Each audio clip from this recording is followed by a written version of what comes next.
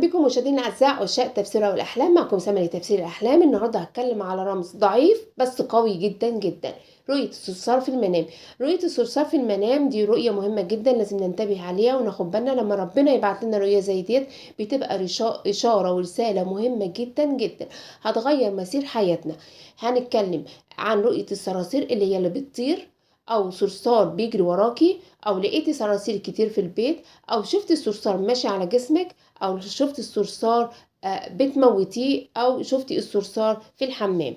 كل التفسير بيكون على حسب سياق الرأي، واي حد عنده رؤيه ومحتاج في تفسيرها يكتبها لنا اسفل الكومنت وان شاء الله افسرها له. ما تنسوناش بلايك واشتراك في القناه عشان نعرف كل الرموز اللي مستخبيه ورا خفايا الاحلام. هنتكلم من اول حاجه، هنبدا نتكلم على الصراصير الكتير في البيت.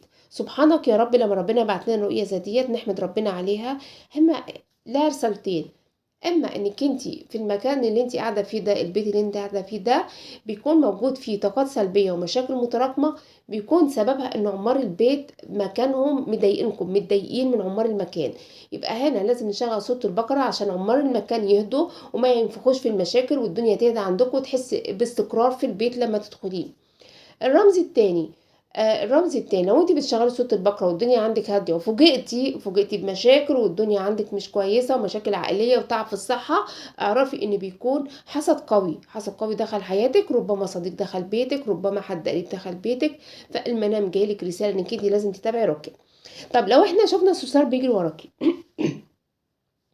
الصرصار لو شفناه بيجري وراكي وانت بتجري منه، ده معناه انك انت بتحاولي تبعدي عن المشاكل او تبعدي عن شخص مؤذي من حياتك. فربنا بعتلك الرساله بتبقى مؤكده، وبتبقى سبحانك يا رب بتبقي دايما حاسه انك انت مطارده او متضايقه من الحلم. فده بتبقى رساله مؤكده انك انت لازم تبعدي عن الشخص اللي انت حاسه من جواكي ان هو ده مسبب لك قلق ومشاكل. هنتكلم على الصراصير اللي هي الصراصير اللي بتطير. اكتر حاجه بتخوف الناس الصرصور الطاير في الحلم، لان معناه بيكون ممكن يوصلك من شخص مش سهل، او الصرصار اللي بيطير شخص مش سهل هيظهر لك فجاه، او في مشكله هتجيلك فجاه. بس في نفس الوقت لو قدرتي تتغلبي عليه او تماطيه بيبقى انك انتي تخلصتي من شخص مؤذي او تخلصتي من المشكله، وبتكون بشرى ليكي انك انتي تخلصتي من المشكله. هنتكلم هنا على قتل الصراصير. قتل الصرصار في المنام من افضل الرؤى في المنام. انك انت قتلت الصرصار معنى كده انك انت تخلصتي من هم، تخلصتي من مشكله كانت مضايقاكي.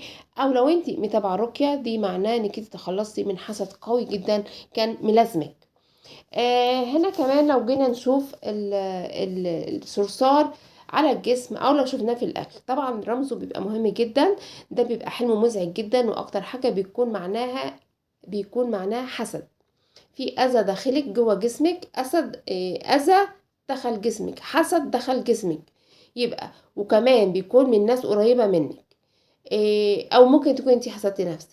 تمام، فلازم تتابعي رقيه وتتخلصي من الاذى اللي جواكي ديت. في طاقات سلبيه دخلت جواكي، ما تقلقيش، الحمل ده تنبيه ليكي علشان تنضفي طاقتك وتحافظي على نفسك من الحسد.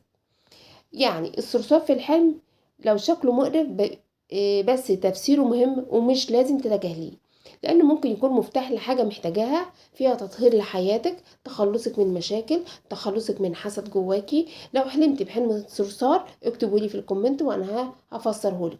وما تنسيش تعملي لايك واشتراك في القناه عشان يوصلكوا كل جديد.